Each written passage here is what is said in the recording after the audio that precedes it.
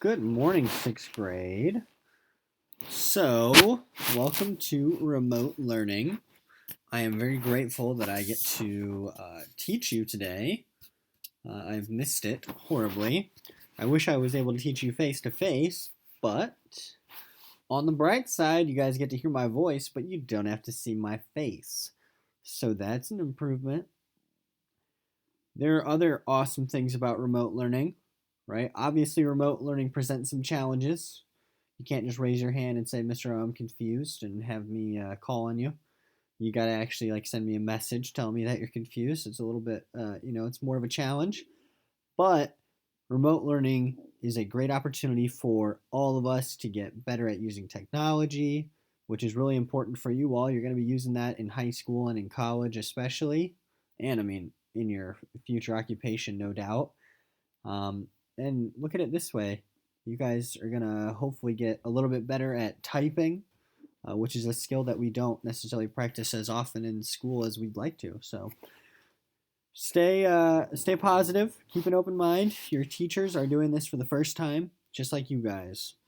There will be little hiccups, but reach out to us if you need anything. Just let us know. All right, we're here to help. So, some of you have been doing this last week, but for your bell work, I'm going to have a word. And what I want you to do is I want you to jot down one, two, three. Jot down first the word, which in this case is nocturnal.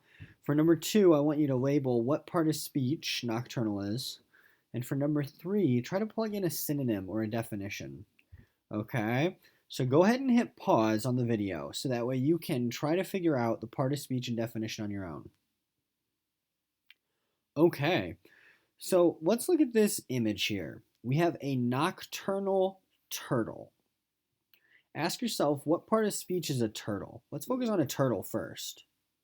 A turtle is a thing, it's an animal. What part of speech is a thing? A noun. So a noun, a turtle is a noun, it's a thing. But what kind of turtle is it? It's a nocturnal turtle. Nocturnal is describing the noun. What part of speech describes a noun? That would be an adjective. Okay, so we know it's an adjective, and let's try to figure out the definition. I'm going to focus on this sentence at the very bottom. Diurnal, which means of or occurring during the day, is the opposite of nocturnal. Okay, so that pretty much gives it away. Diurnal is an antonym. It's the opposite. And diurnal means occurring during the day. So the nocturnal, the opposite of occurring during the day, is occurring during the night. And that's what nocturnal means. All right. So please keep your notebook out. Or if you're working on a blank sheet of paper, that's totally fine as well. I ask that you keep the sheet of paper and try to just use that whole sheet. Don't just use a couple lines on it today and then throw it out. We want to be good stewards of our resources. So if you're on a blank piece of paper, just put it in a folder and keep it, okay? So you guys hopefully read the first chapter of Number of the Stars over this weekend. And at the very beginning of a story, the author exposes lots of things about the story, right? Do you remember what exposition is? Blank, blank, blank. What are the three things? Character, setting, conflict. Exactly. So character, those are the people in the story, the characters. The setting is where and when the story takes place, and the conflict is exactly, it's the problem. Awesome. Today, I want to spend some time talking about the setting of Number of the Stars, okay? Because I think it's very important, especially at the beginning of the story, to establish some good context, to establish an understanding of where and when this story is taking place, okay? So what I want you to do in your notebook, I want you to jot down everything you know about World War II. What do you know about World War II? You might not know very much, all right? I'm going to throw up a few just random questions that might help. Do you know when it started? Do you know when it ended? Do you know how it started?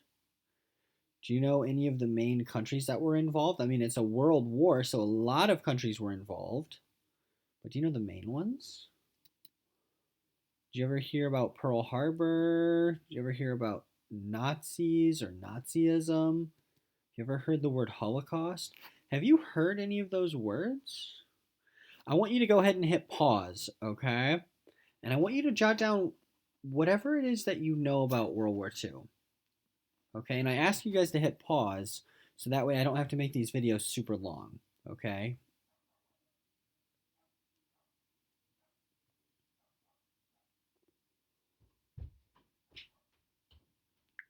Okay. So I'm gonna talk to you a little bit about World War II, and I'm not gonna tell you too much. Okay. If you're interested in World War II, there are lots of videos online, and in fact, I'm gonna put a link on Google Classroom for a great video that I think is very informative. Um, so you guys can check that out. Do you know who this person here is over here on the right? That is the leader of the Nazi Party of Germany, and that is Hitler. I imagine you've heard the name Hitler before. He was the leader of Germany, called the Fuhrer, and he was the leader of the Nazi Party. Okay. So here is a map of Europe. Okay, you can see Germany right there in the middle. Okay. So I'm just going to go through a few major points on the timeline to just explain a little bit of what was going down in World War II. So World War II began in 1939 when Germany, right here in the middle, invaded Poland. Okay, they invaded pretty much without warning. Poland was totally unprepared, and Poland was kind of a farming country at the time. So the people in Poland were riding on horses into battle as Germany is rolling in with a tank in with tanks. So they took over the country very quickly. The Nazis, by 1940, took control of Denmark, which is right above Germany. You can see how close they are. And also Belgium, which is to the west. Never eat soggy worms, over there to the left. Okay, so they took over Poland. They've taken over Denmark. They've taken over Belgium. By June of that same year, they already took over Paris and they occupied it. So that meant they invaded and they were now in control. Germany was in control. Okay. In 1941, the Nazis will invade the Soviet Union, which is Russia and other countries that were part of the Soviet Union. And that's further to the east of Poland. You can't quite see that on the map. But as you can see, World War One, we've got Germany, and they're basically invading all these countries in Europe, and they're trying to take control of Europe, basically. Okay. A very famous day in American history is December 7th, 1941, and that was when Japan bombed Pearl Harbor, which is in Hawaii. And that is what led us into this into World War II, us being the United States. That got us involved. So we declared war on Japan, and then actually Hitler declared war on the United States, and then we joined in the fight. 1943 is where our book takes place. Okay, so if you look back at the top, the war had been going on. The Nazis invaded Poland in 1939, so the war's going on for about 3 or 4 years. Okay, in 1943, the Nazis had been in control of a lot of different countries in Europe for several years. Okay, so Number of the Stars takes place in the country of Denmark. So again, Denmark is right above Germany. You can see how close it is. And in particular, our story takes place in Copenhagen. Copenhagen is the capital of Denmark. And so Denmark had been occupied for 3 entire years by the time this story was taking place. I'm going to show you another map. And this one I think is a little striking. Okay, so these darker colors, like the grays, are areas that have been controlled by Germany. Okay, I mean, Germany was that pretty decent sized country, but now it's spread all over Europe, and you can see how far they've spread into the Soviet Union. Um, Pretty much all of this gray are areas that are controlled by Germany. So it's kind of frightening. They were spreading all over Europe. Over here on the left, you can see the United Kingdom. United Kingdom, that's Great Britain and England. They were opposing the Germans. So look at how little land is green versus all of this gray. Okay. I want to point out something kind of interesting. The country of Switzerland, in the middle of the map, below Germany, was neutral, which is a little surprising. And another one that I really want to point out is the country of Sweden. So the country of Sweden was also neutral. And that'll play an important role in our story as well, okay? But again, Denmark, right above Germany, that's where our story takes place, and it's occupied by the Nazis, by the German soldiers. So they were in control. They would change laws if they wanted to, and the people in Denmark had to do what they said. So in terms of the two sides of the war, Germany was the main aggressor, you could say, especially in Europe. Japan and Italy were known as the Axis powers. Okay, and on the other side, the main players against Germany, Italy, and Japan were France, America, Britain, and the Soviet Union. Okay, so that's just a little bit about World War II. Okay, and World War II is very fascinating. I find it particularly interesting listening to the news, hearing today, in times of war, businesses were really focused on producing things for the war effort. Maybe it was, saving rubber so that way they could make tires for the cars, that were fighting overseas. And, nowadays you hear about companies doing what they can, pitching in to try to help out to fight the coronavirus. So kind of interesting how in these moments of great need, we've got individuals and businesses stepping up. So very fascinating to learn about World War II and seeing how people really can come together to work together in these times of trouble to make our world a safe and better place. So very, very interesting. I'll post a video if you guys would like that you could watch a little bit more on World War II. But I think it's important to know a little bit about what's going on. Basically, Germany is the antagonist, sort of the bad guys of our story, because our main characters live in Denmark and they don't want to be controlled by another country. They want to control their own country. Okay, so here's what we're going to do. I'm going to read to you from the beginning of Number the Stars, and I'm hoping you can tell me what point of view the story is told in. Okay, so go ahead and jot that down in your notebook. I'd love it if you would echo read any of the dialogue. Okay, do you remember how to echo? Echo! Nice. All right, ready?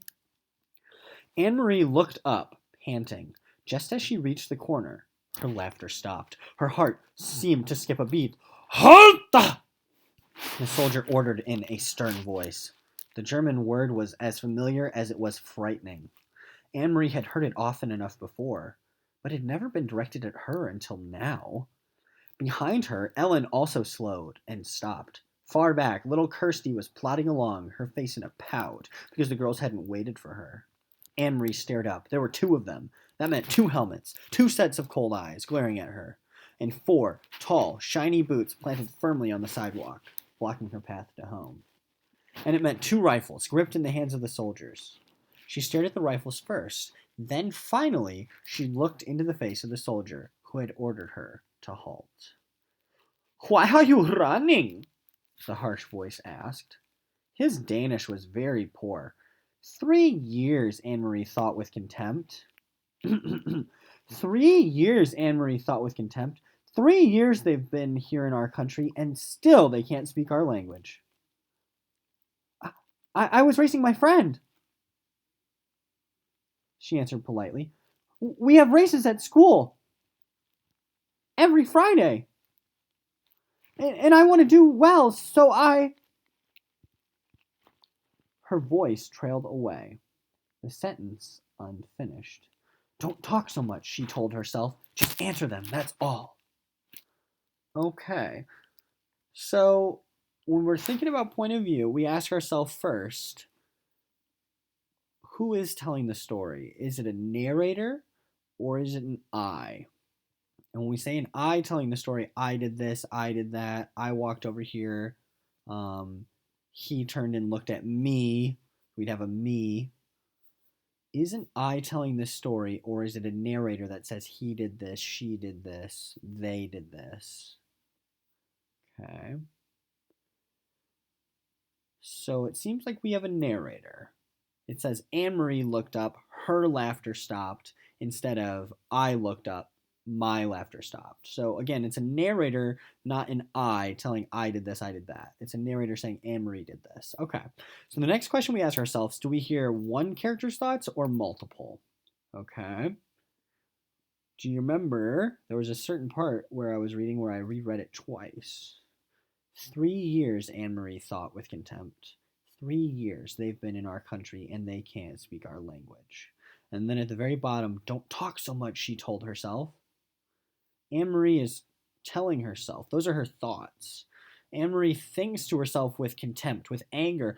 They've been in our country for 3 years and they can't speak our language. Do we hear anybody else's thoughts other than Anne Marie? I don't think so. So is this limited to one character or is it omniscient? Omni, all, nascent, knowing. Is it an all-knowing narrator or is it limited to one? And in this case, it seems like it is third, limited to just one, and it's Anne Marie's thoughts. Okay, my friends. So I have a script. Okay.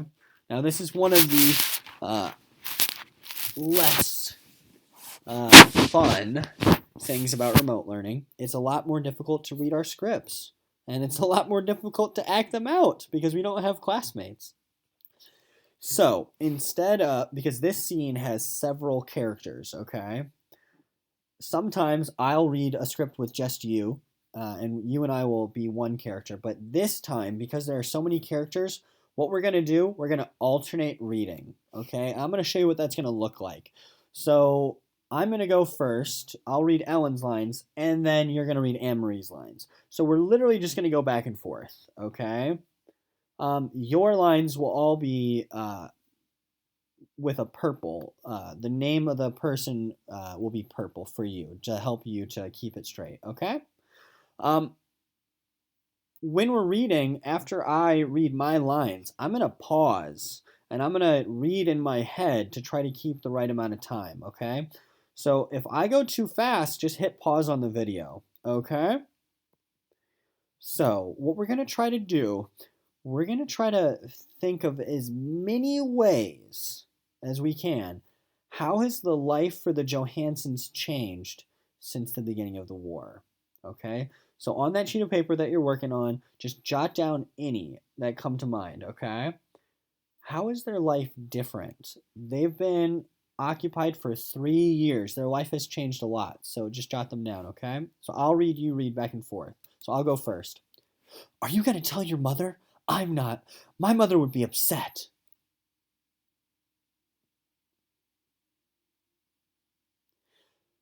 She said goodbye to Ellen on the second floor, where Ellen lived, and then she continued on to the third, practicing in her mind a cheerful greeting for her mother, a smile, a description of today's spelling test, in which she had done well. But she was too late. Kirsty had gotten there first.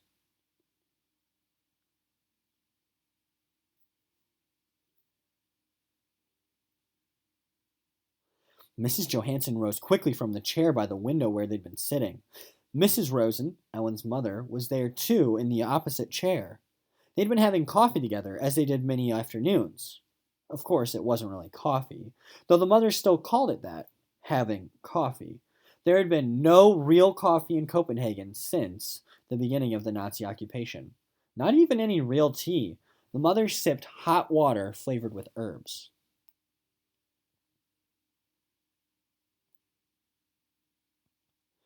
Where's Ellen?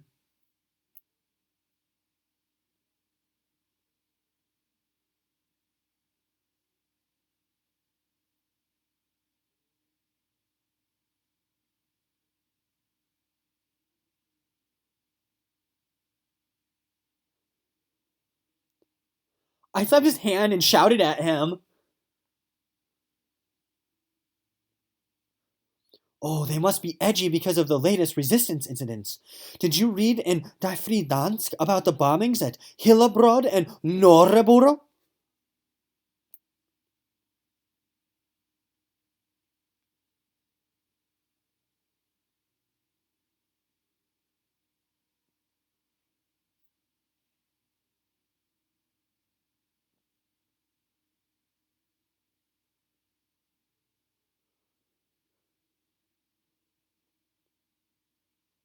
I must go and speak to Ellen. You girls, walk a different way to school tomorrow. Promise me. Anne Marie and Ellen will promise too.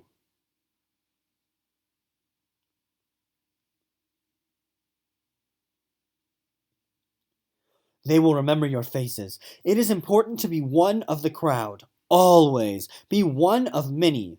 Be sure that they never have reason to remember your face.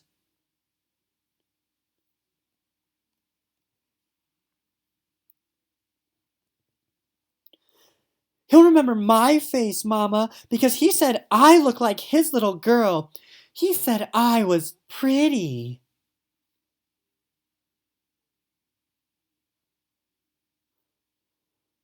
Mama, is there anything to eat? With butter? Yeah? I wish I could have a cupcake.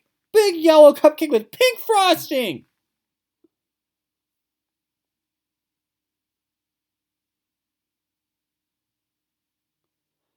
When will there be cupcakes again?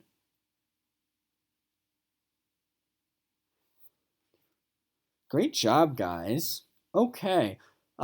Please let me know if I go too quickly. You can just post comments on Google Classroom, okay? Thank you for reading with me. It's very important that you guys read out loud. There is no way to get better at reading out loud than by practicing, and that's going to serve you guys for the rest of your lives. It's going to help you with speaking and giving presentations, and hopefully give you a lot more confidence when you're presenting in front of people, okay? So, how has life changed for them? I think it's changed in a couple of ways. We hear about a few of them. Do you remember what they were drinking?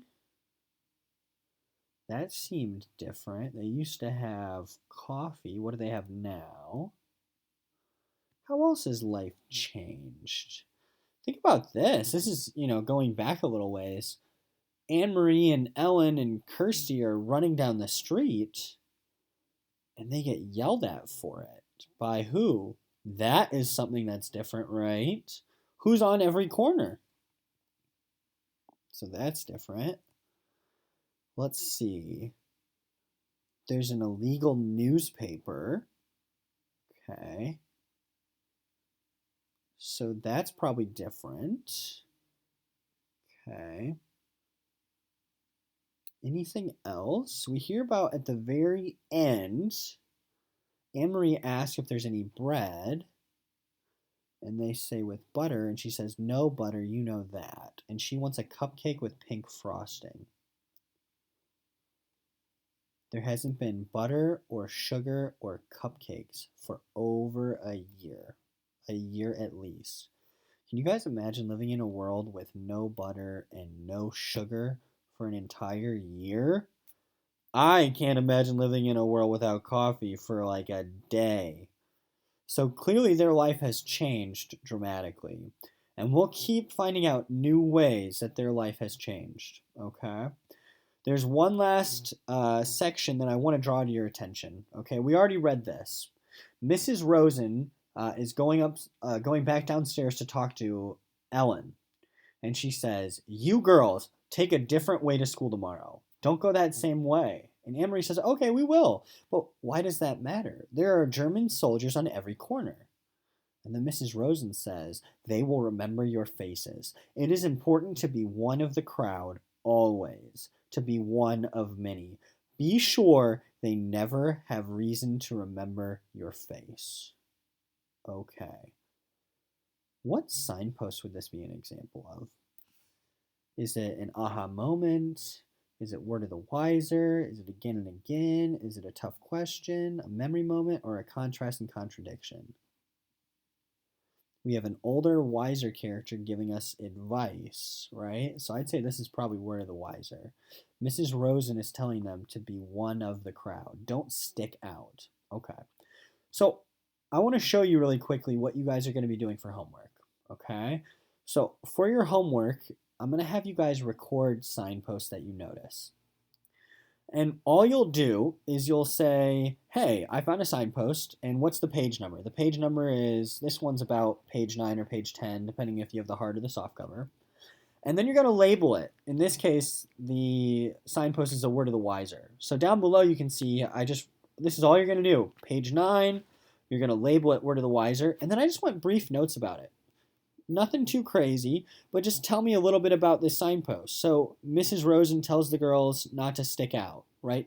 You want to be one of many. You don't want to stick out and be different because then the soldiers are going to remember them. So you just jot down brief notes. Okay, so that's all I'm going to have you do for homework. I'm going to have you keep reading in your book, and then I'm going to have you record signposts. Okay? And so right now I'm going to show you on Google Classroom how to make sure that you can turn in your homework and make sure that you can find the schedule. Okay, so let me go over here. Give me one moment. Okay, sorry about that. I am going to go to Classroom, and you know what I'm going to do? I'm going to have to sign out really quickly. I'm going to have to change and sign into this account because I have a student account so that I can practice showing you guys what it looks like because the teacher account looks a little bit different from the student account. Okay, so sorry about that. I should have had that already pulled up. Okay, so I'll click on literature. Okay, and here is the reading schedule. Okay, so it's just on the stream. I'll go back. It's on the stream. You can also find the schedule by going up to classwork. Okay, either way. So you click on the schedule, and then you can literally just click on the actual document itself, and it will pop up. Okay, so the schedule just tells you what chapters are due when. So your homework for Wednesday is to read chapters 2 and 3. So not very much reading. It's only about 12, 13 pages. Okay, and then it tells you for each reading, record at least 2 signposts, just like I showed you. Okay. And now I want to show you where I want you to record those signposts, okay? So if you go back to the stream, you can find it on the stream. But again, all of your assignments are posted in classwork as well, okay? So homework right here. So here's the schedule.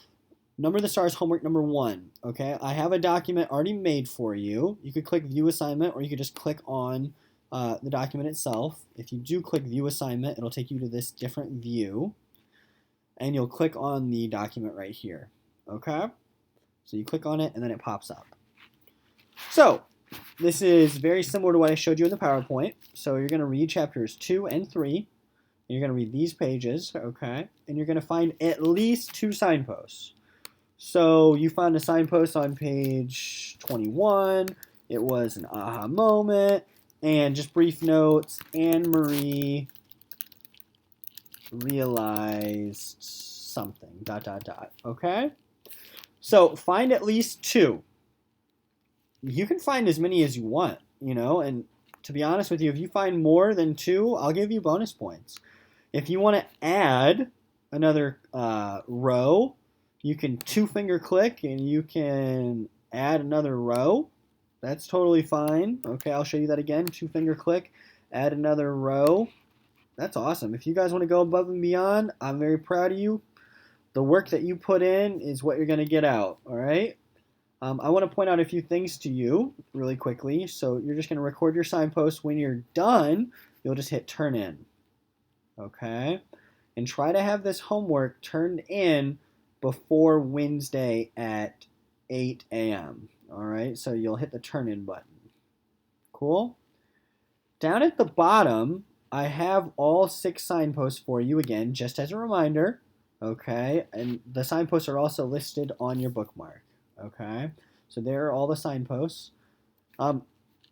So hit turn in when you're done. Now, a couple other things I want to point out. My friends, if you cannot do the homework on a Google Doc for whatever reason, that is totally fine. Okay. Um, let's say your mom has to use a computer to work. That is totally fine. Okay. Or your sibling has to use it because they need to get on the computer. That is totally fine. So go ahead and do the homework on a separate sheet of paper if that's the case. Okay. And what you could do is for this assignment over here, there are private comments.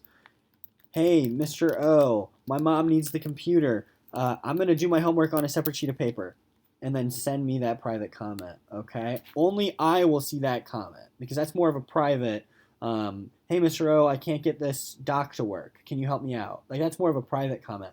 If I made, like, a mistake, like, hey, Mr. O, you said to read chapters 2 and 3 in the video, and the homework says 2 and 4, or something like that, well, that would help the whole class, right? Because I goofed up. So if there's something like that you think is going to help the whole class, you could ask the question right there. But otherwise, feel free to send me private comments, okay? And I'll respond. If you have questions, you can email me. You can have your parents email me or message me on Remind. You could also ask a question here on the whole stream. That's fine too. I'm gonna respond as soon as I can, no matter what. Okay, whenever you post, I'll do my best to respond. Okay.